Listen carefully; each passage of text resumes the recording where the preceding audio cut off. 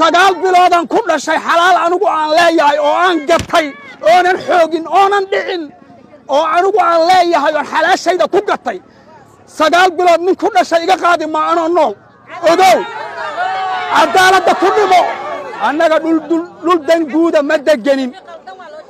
degenin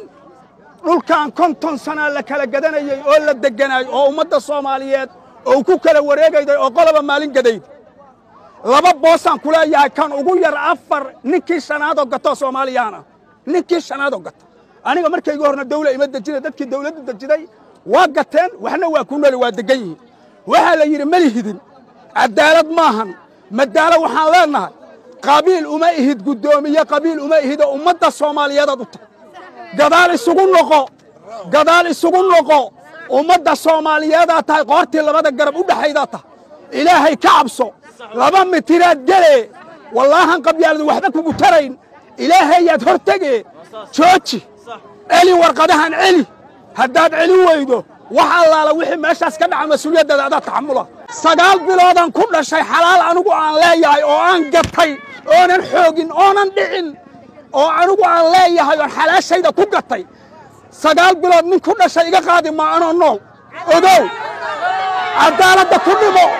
annaga dhul dan guuda ma degenin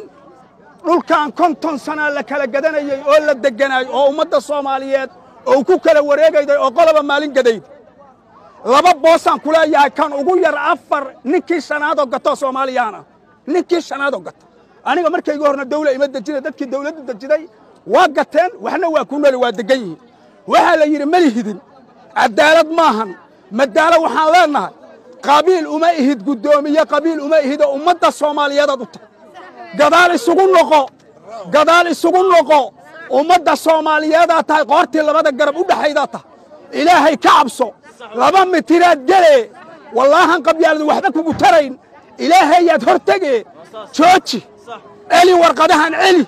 haddaad celi weydo waxa allaala wixii meeshaas ka dhaca mas'uuliyadda aad taxamula sagaal biloodan ku dhashay xalaal anigu aan leeyahay oo aan gatay oonan xoogin oonan dhicin oo anigu aan leeyahay oo xalaashayda ku gatay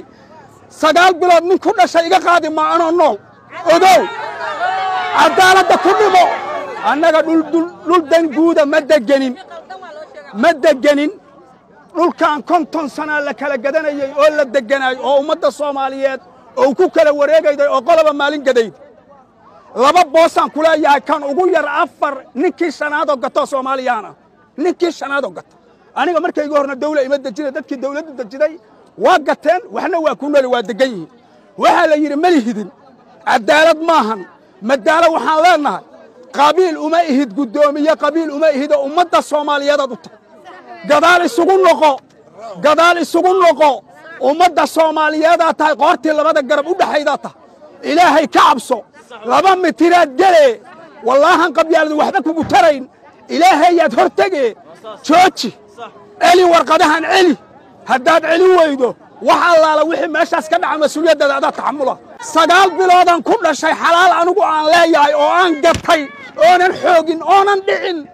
oo anigu aan leeyahay oo xalaashayda ku gatay sagaal bilood nin ku dhashay iga qaadi ma anoo nool ogow cadaaladda ku dhimo annaga dhul dan guuda ma degenin dhulkan 50 sano la kala gadanayay oo la deganay oo ummadda Soomaaliyeed oo ku kala wareegayday oo qolaba maalin gaday laba boosan kula yahay kan ugu yar afar ninkii shanaado gato Soomaaliyana ninkii shanaado gato aniga markayga horna dawlad ima dajinay dadkii dawladda dajiday